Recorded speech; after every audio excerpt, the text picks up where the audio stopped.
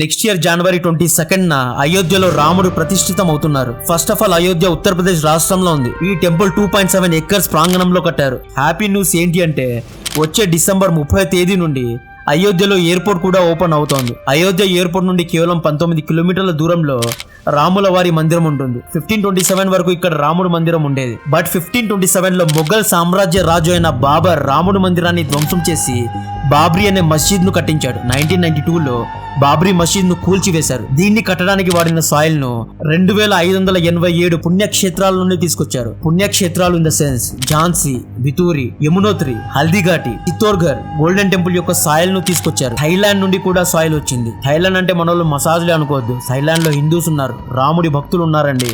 Temple construction కోసం steel iron ను వాడలేదు, ప్యూర్ స్టోన్స్ తో కట్టారు. వచ్చే 1000 ఏళ్ల వరకు చెక్కు చెదరకుండా స్ట్రాంగ్ గా కట్టారు. 6 మాగ్నిట్యూడ్ లో అర్త్ క్వేక్ వచ్చిన ఫౌండేషన్ షేక్ అవ్వకుండా కట్టారు. సబ్స్క్రైబ్ చేయండి.